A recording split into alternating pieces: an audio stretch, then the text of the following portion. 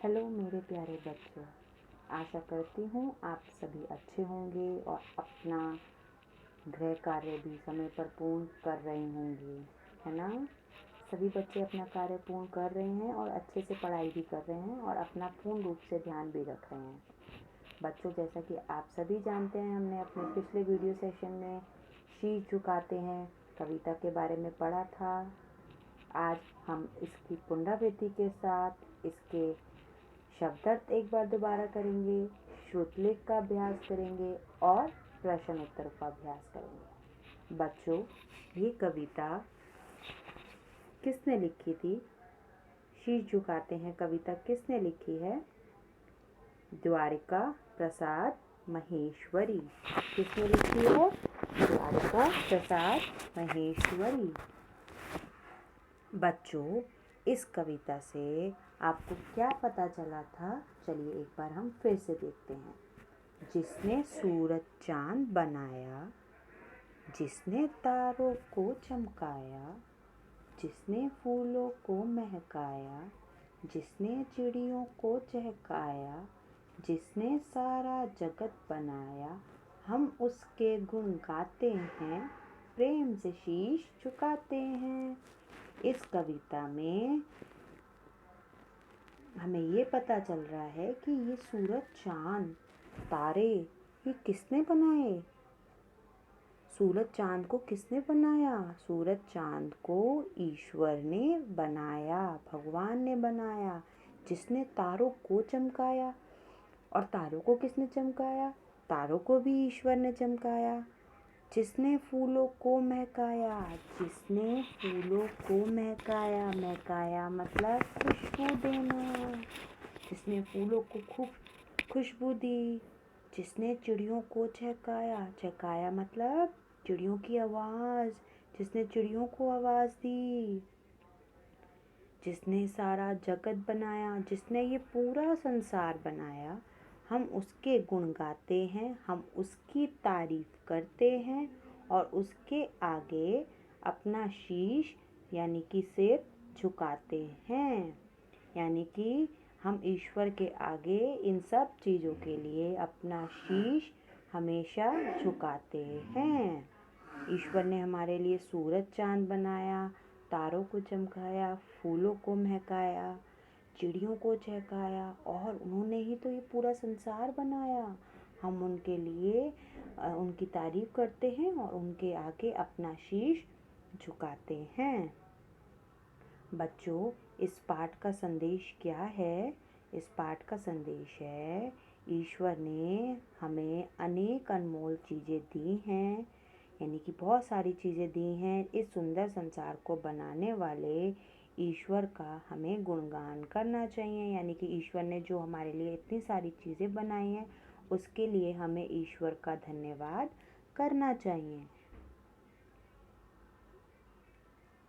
ठीक है, आशा करती हूँ सभी को कविता समझ में आई होगी। अब हम इसके श्रुतलेख की ओर चलते हैं। श्रुतलेख मतलब होता है पाठ में आए हुए कठिन शब्द। बच्चों, इन शब्दों को आपको अपनी उत्तर पुस्तिका में यानी कि कॉपी में 4 से 5 टाइम्स लिखना है। 4 से 5 बार इन शब्दों को आपको अपनी कॉपी में लिखना है। श्रुतलेख में सबसे पहला है चांद। चांद, चा पे आ की मात्रा, चंद्र बिंदु और दा, चांद। सेकंड है चमकाया। कैसी आवाज आ रही है? चम, चामा चम, काया, का पे आ की मात्रा, या पे आ की मात्रा, काया, चमकाया। थर्ड है फूलो। फा पे बड़े ओ की मात्रा, ला पे ओ की मात्रा, फूलो। महकाया, हा मैं, काया, का पे आ की मात्रा, या पे आ की मात्रा, महकाया। चिड़ियों, चा पे छोटी की मात्रा, डा पे छोटी की मात्रा, या पे ओ की मात्रा, चिड़ियों। फिर है चहकाया, च ह क, का पे आ की मात्रा, या पे आ की मात्रा, चहकाया। फिर है शीश, श, शा पे बड़ी की मात्रा, श, शीश। प्रेम, प, पा पे पदेन की मात्रा, उसके ऊपर ए की मात्रा और मा, प्रेम। गुण, गा पे छोटे ऊ की मात्रा और ना, गुण। झुकाते, झा पे ऊ की मात्रा, का पे आ की मात्रा, ता पे ए की मात्रा, झुकाते। ये हो गए बच्चों श्रुतलेख। इनको आप 4 से 5 टाइम्स अपनी उत्तर पुस्तिका में लिखेंगे। अब चलते हैं हम शब्द अर्थ की ओर। शब्द अर्थ आप पहले भी पढ़ चुके हैं, बट हम फिर से पढ़ेंगे। पर सबसे पहला शब्द है महकना। महकना का अर्थ क्या होता है? खुशबू देना। महकना, खुशबू देना। महकना, खुशबू देना। जगत, संसार। जगत का मतलब होता है संसार। हमारी पंक्ति में आया था ना, जिसने सारा जगत बनाया। शीश, शीश मीन्स सिर। शीश मीन्स सिर। चहकना, चिड़ियों की आवाज़। चहकना, चिड़ियों की आवाज़। गुण गाना, तारीफ करना। गुण गाना, तारीफ करना। बच्चों, ये शब्द भी आप अपनी उत्तर पुस्तिका में लिखकर इसको याद करेंगे, ठीक है। अब हम चलते हैं इन प्रश्नों की ओर। प्रश्नों के उत्तर आप सभी मेरे साथ साथ बोलेंगे। सबसे पहला मौखिक प्रश्न है। मौखिक क्या होता है? मौखिक मीन्स होता है कि आपको ओरली में सिर्फ हमें आंसर बताना है। सूरज, चांद और तारे कहाँ चमकते हैं?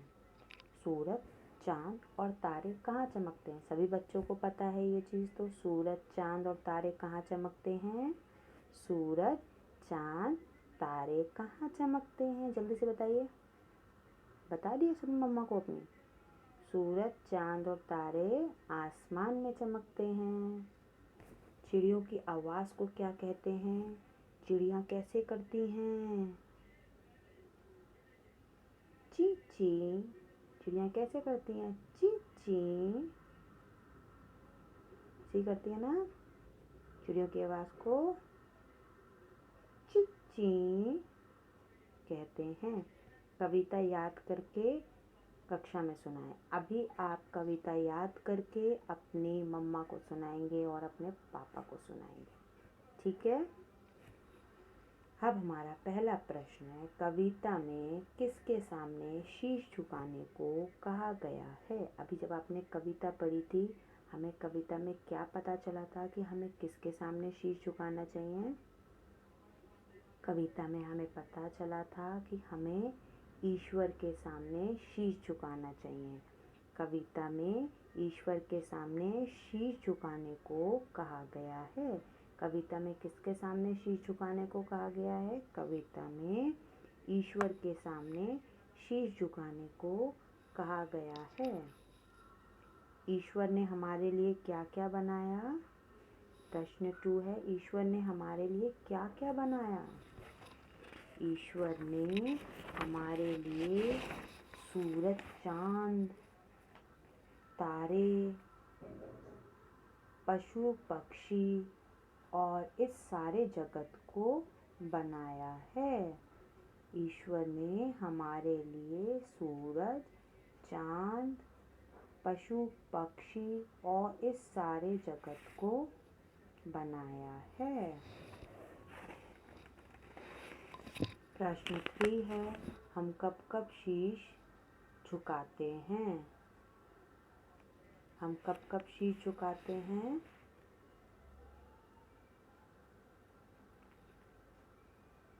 जल्दी बताइए, हम कब कब शीश झुकाते हैं? ईश्वर का गुणगान करते समय हम शीश झुकाते हैं। ईश्वर का गुणगान करते समय हम शीश झुकाते हैं। मेरे प्यारे बच्चों, आशा करती हूँ आप सभी को प्रश्न उत्तर समझ में आए होंगे। कठिन शब्द भी समझ में आए होंगे। उन शब्दों को आपको अपनी उत्तर पुस्तिका में लिखना है और साथ ही साथ कविता को आपको अपने माता पिता को सुनाना है। ठीक है, अब अगली सेशन में इसकी अभ्यास कार्य करेंगे, इसकी एक्सरसाइज करेंगे। ठीक है।